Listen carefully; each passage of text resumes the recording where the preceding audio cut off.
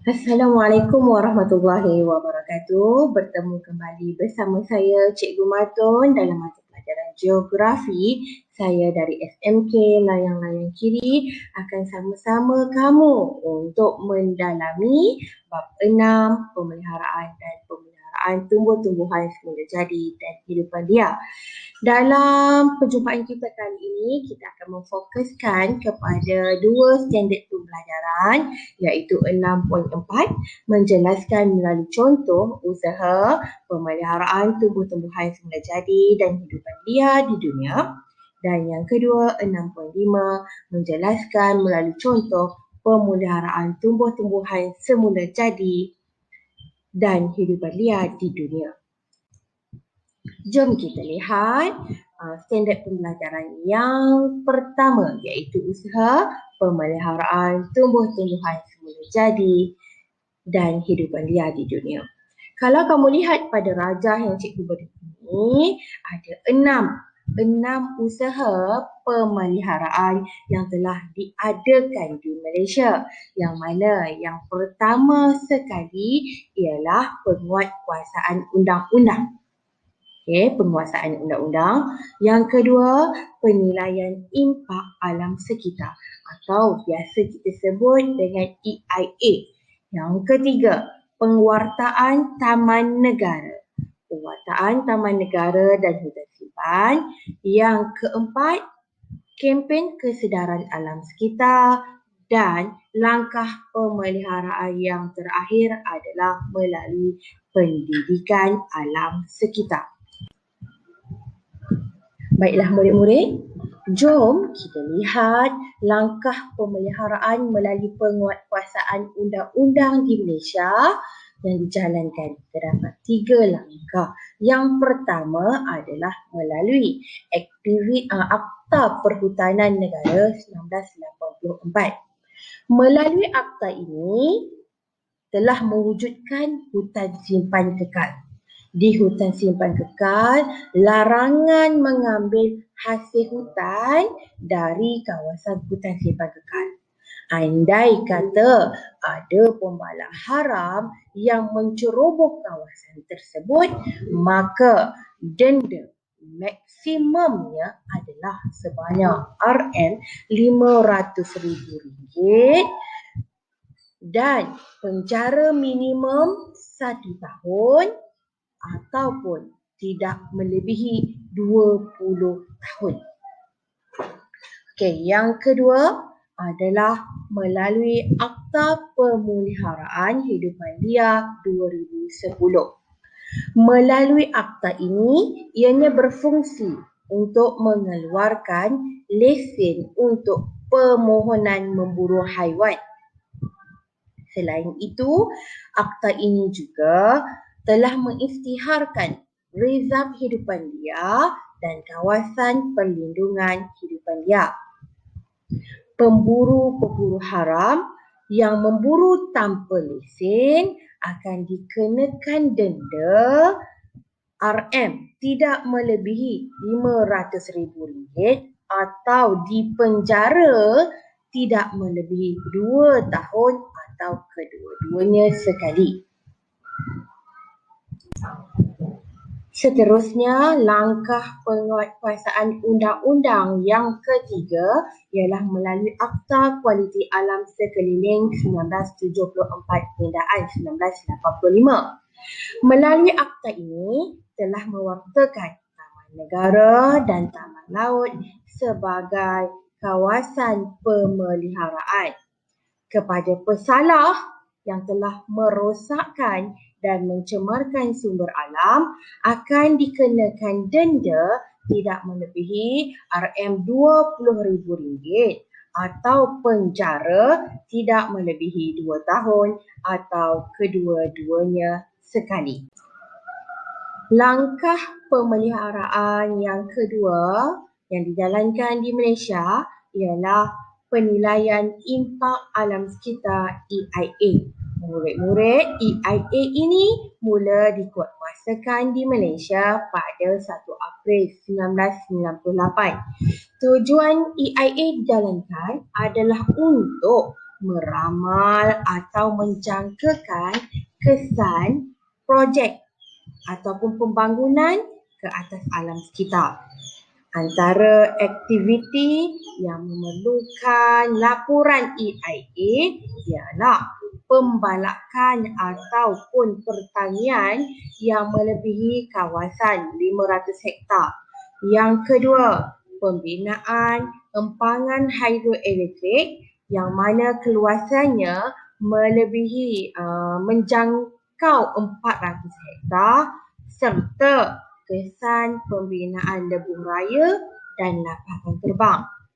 Antara agensi yang terlibat dalam menguatkuasakan EIA ini ialah Kementerian Alam Sekitar dan Air serta Jabatan Alam Sekitar JAS.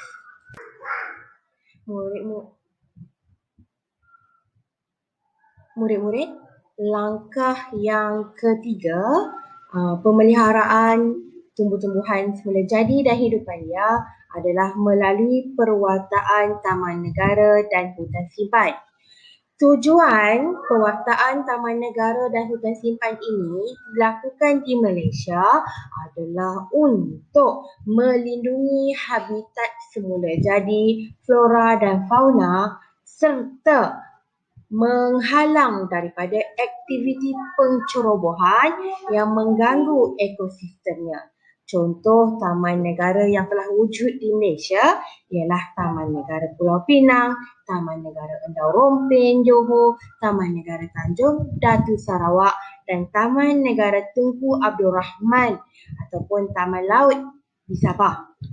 Manakala contoh hutan simpan yang ada di Malaysia adalah hutan simpan Serting di Negeri Sembilan, hutan simpan Berserah Bahang dan hutan simpan Bukit Tapah di Perak. Langkah pemeliharaan yang keempat yang diwujudkan di Malaysia ialah kempen kesedaran alam sekitar. Kempen kesedaran alam sekitar semestinya diwujudkan untuk mengedarkan masyarakat tentang pentingnya kita memelihara haiwan dan tumbuh-tumbuhan. Contoh kempen kesedaran alam sekitar yang diwujudkan di Malaysia ialah Save the Day yang dianjurkan oleh WWF untuk menyelamatkan penyu dan harimau di Malaysia. Selain itu juga kita biasa dengar kempen tanpa hari tanpa beg plastik, kempen kita semula, hari bumi, hari harimau sedunia dan hari alam sekitar sedunia. Murid-murid, kita lihat pula langkah pemeliharaan yang terakhir adalah melalui pendidikan alam sekitar. Pendidikan alam sekitar ini telah wujud dari sekolah rendah lagi secara formal dan tidak formal. Tujuan pendidikan alam sekitar ini diwujudkan adalah untuk memberi pendidikan kepada masyarakat supaya meneruskan hidup dengan kesejahteraan dan kelangsungan hidup masyarakat dalam alam sekitar yang terpelihara dan berkekalan. Kalau kita sendiri sekarang turut belajar tentang pendidikan alam sekitar, contohnya dalam mata pelajaran geografi ini. Sebenarnya pendidikan alam sekitar ini mula tercetus apabila wujudnya Persidangan Stockholm 1932, Piagam Belgrade 1925 dan Persidangan Tbilisi 1927. Sebenarnya piagam alam sekitar lain seperti persidangan antara piagam alam sekitar yang lain yang wujud di Malaysia yang pernah wujud juga ialah Persidangan Rio pada tahun 1992. Kita juga memberi pendidikan alam sekitar melalui Deklarasi Langkawi 1998 dan ada juga Persidangan Johannesburg 2002 yang tujuannya adalah satu, iaitu memberi pendidikan alam sekitar kepada masyarakat. Baiklah anak-anak murid, kita teruskan pula. Kita teruskan dengan usaha pemeliharaan tumbuh-tumbuhan semula jadi dan hidupan liar di negara-negara lain. Jom kita lihat apa yang dunia lakukan untuk memelihara tumbuh-tumbuhan semula jadi dan hidupan liar. Okey, kita akan fokuskan kepada 3 negara iaitu Botswana, Kanada dan Bhutan. Baiklah, jom kita lihat negara Botswana dulu. Apa yang negara ini lakukan untuk memelihara tumbuh-tumbuhan semula jadi dan hidupan liar di negara mereka? Yang pertama, di Botswana, kerajaan telah menghadkan kemasukan pelancong ke kawasan pemeliharaan. Maksudnya pelancong memang tak boleh masuklah sesuka hati ke kawasan pemeliharaan. Yang kedua, kerajaan telah menggunakan tentera untuk mencegah pemburuan haram. Kalau kita di sini perhilitan semua kan, tetapi mereka terus guna tentera. Yang ketiga, pada tahun 2014, pemburuan hidupan liar adalah diharamkan sama sekali. Dan langkah yang keempat, kerajaan Botswana telah merizabkan 25% daripada keluasan negara tersebut dijadikan sebagai rizab untuk memelihara hidupan liar. Murid-murid, jom kita tengok apa yang Kanada buat untuk pelihara tumbuh-tumbuhan semula jadi dan hidupan liar di negaranya. Baiklah, kalau Kanada, dia glamour dengan bison, karibu, beruang kutub, apa lagi? Ikan salmon, lobster. So, apa yang kerajaan Kanada buat ialah untuk lindungi karibu, beruang kutub. Kerajaan Kanada telah mewujudkan taman negara dan rizab hutan.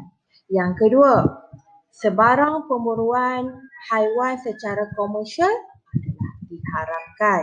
Selain itu, kalau lobster dengan salmonnya hanya boleh diburu pada musim-musim tertentu sahaja. Maksudnya lobster dengan salmon ni tak bolehlah diburu sepanjang tahun. Dan yang keempat, kerajaan Kanada telah menggumbal undang-undang seperti The Federal Species at Risk Act pada tahun 2002 bagi melindungi hidupan yang diancam keputusan.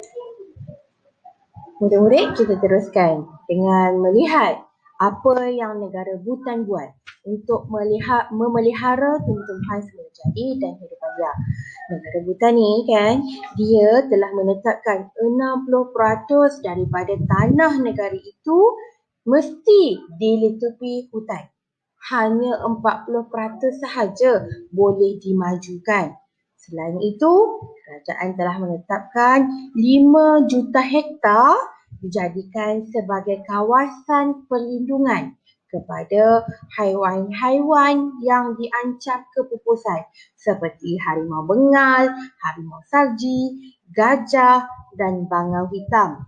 Selain itu, kerajaan Bhutan juga telah melaksanakan kegiatan pertanian organik dan ekopelancongan di kawasan yang terkawal. Mari kita beralih pula kepada standard pembelajaran yang kedua pada hari ini iaitu 6.5, usaha pemeliharaan tumbuh-tumbuhan semula jadi dan hidupan liar. Langkah-langkah pemeliharaan dan tumbuh-tumbuhan semula jadi dan hidupan liar di Malaysia ada 4 yang utama. Iaitu yang pertama, mewujudkan Pusat Konservasi Hidupan Liar PKHL. Tujuannya ada 4 tau. Yang pertama, pusat konservasi ini diwujudkan untuk penyelidikan. Yang kedua, untuk pendidikan. Ketiga, rekreasi. Dan yang keempat adalah ekologi. Di dalam mewujudkan pusat konservasi ini, pemeliharaan yang dijalankan melalui 2 cara. Iaitu secara in situ, maksudnya di dalam habitat semula jadi. Contohnya di hutan semula jadi dia lah. Dan yang kedua secara ex situ, iaitu pemeliharaan dalam kurungan ataupun dalam zoo, dikurung lah. Dan yang ketiga, antara pusat konservasi yang ada di Malaysia ialah PKHL Kalau Seladang di Jenderak Selatan, Pahang. Kalau Tapir ada di Sungai Dusun, Selangor. Dan ada juga di Jemalang, Johor. Kita ada selain itu ada juga kalau kat tempat cikgu ada pusat konservasi tuntung di Buta Kanan.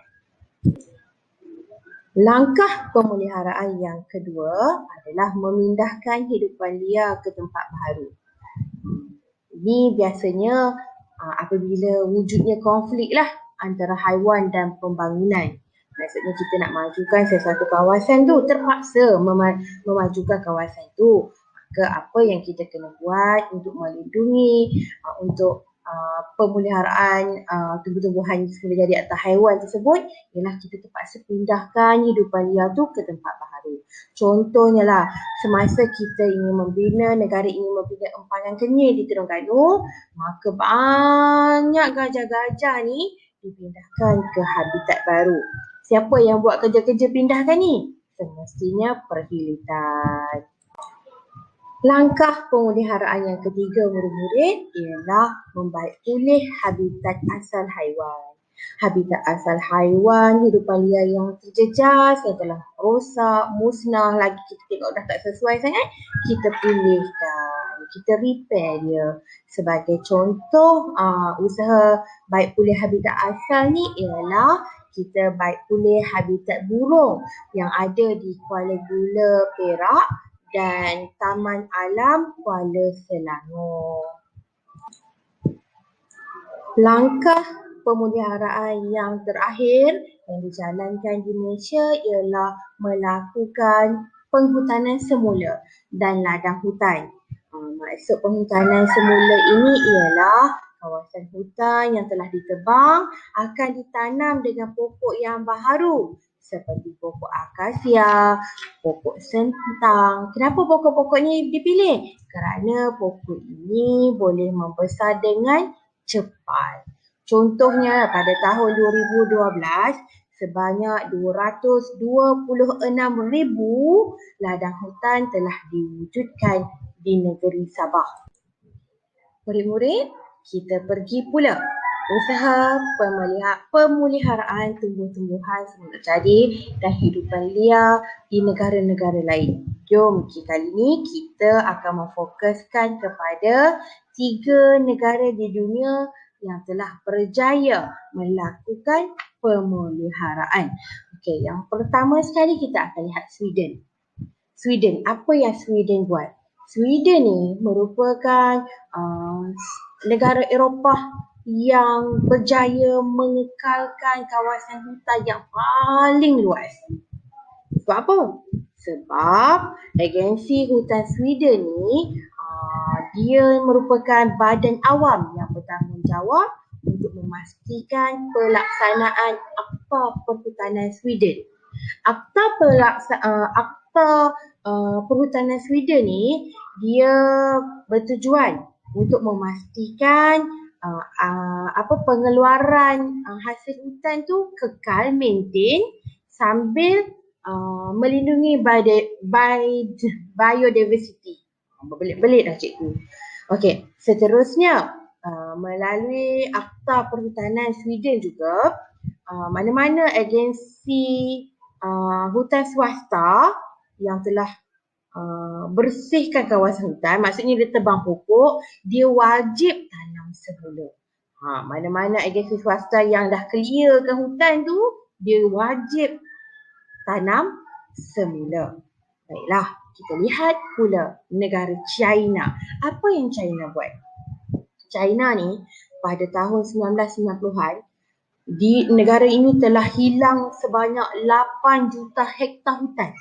8 juta hektar hutan ni dah lenyap di tanah China.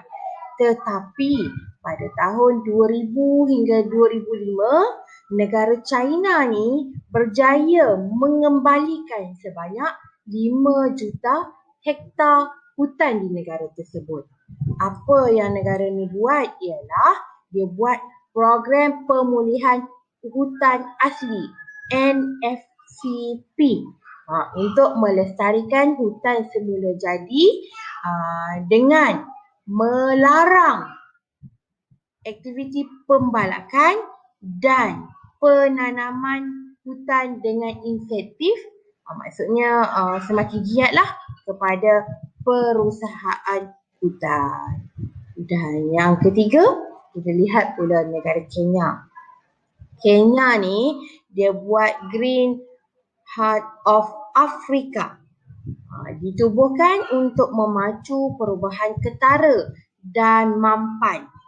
Melalui program hutan serantau ni mewakili salah satu daripada 4 inisiatif GHOA di samping program jenayah hidupan liar, kawasan perlindungan dan ekonomi hijau. Selain itu, Kenya juga telah mewujudkan program hutan serantau yang menyasarkan sebanyak 14 juta hutan. 14 juta hektar hutan, di samping memberi perlindungan kepada gajah, mamalia yang bersaiz kecil seperti kera, yang mana habitat utama mereka ini dikekalkan. Murid-murid, kita teruskan dengan melihat kejayaan dunia dalam mengembalikan spesies-spesies yang hampir pupus. Yang pertama, kita akan lihat kejayaan pemeliharaan pokok bunga robins di Amerika Syarikat. Okey, sebenarnya pokok bunga robins ni dia ni terletak di habitat ni terletak di laluan pejalan kaki yang mendaki gunung. Laluan pendaki gunung lah habitat dia ni. So bila pokok ni menjadi di kawasan tersebut, maka selalulah dipijak-pijak oleh pendaki gunung ni. Selain itu kan, pokok bunga ni juga menjadi pilihan penduduk pada ketika itu untuk dijadikan sebagai bunga hiasan. Bila Amerika Syarikat dah sedar bahawa pokok ni dah makin pupus, so apa yang Amerika Syarikat buat ialah yang pertama, kerajaan telah memindahkan laluan pendaki gunung ni dari kawasan habitat. Maksudnya dia buat jalan lain lah untuk pendaki-pendaki gunung naik. Yang kedua, pihak New England Wildflower Society ni dia telah membangunkan kaedah yang berjaya untuk menanam benih bagi mempercepatkan pembiakan pokok tersebut. Yang ketiga, pihak Appalachian Mountain Club telah memulakan kajian biologi tentang langkah pemeliharaan. Dan yang keempat, sesungguhnya usaha yang telah dijalankan oleh kerajaan Amerika Syarikat ni telah berjaya dan pokok ini dikeluarkan daripada kategori tumbuh-tumbuhan yang diancam kepupusan pada tahun 2002. Maka pada 2002, pokok ini keluar dari senarai pokok yang diancam kepupusan. Jom kita tengok pula kejayaan pemeliharaan panda gergasi di China. China ni dulu panda ni, panda yang comel-comel ni kan, kalau ada kat rumah mau bela ni. Okey, panda ni dulu dah kian pupus kat China. Tapi apa yang kerajaan China buat, dia telah berjaya keluarkan panda gergasi ini daripada senarai haiwan yang pupus, kerana kerajaan China telah menjalankan 4 langkah. Yang pertama, mewujudkan reserve habitat semula jadi panda gergasi. Yang kedua, kerajaan China ni telah memelihara hutan buluh kerana pokok buluh ni menjadi makanan utama panda gergasi ni. Kalau pokok buluh tak ada, maka panda gergasi ni tak ada makanan. Matilah. So kerajaan China ni dia peliharalah buluh-buluh tu supaya makanan terus dapat dibekalkan kepada panda gergasi. Nama pun panda gergasi kan, mesti kuat makan dah. Yang ketiga adalah memberi subsidi kepada petani yang tinggal berhampiran reserve habitat panda gergasi supaya mereka tidak menggunakan baja kimia dan racun perosak dalam pertanian. Sebab kalaulah petani-petani ni guna racun kimia, baja perosak secara automatik akan memberi impak kepada panda gergasi. Dan yang terakhir, negara China telah mengadakan kerjasama dengan Dana Hidupan Liar Sedunia WWF dan keseluruhan empat langkah yang dijalankan oleh negara China ini telah berjaya menyelamatkan panda gergasi di China. Sekian, itu sahaja dari cikgu. Terima kasih. Selamat belajar. Assalamualaikum.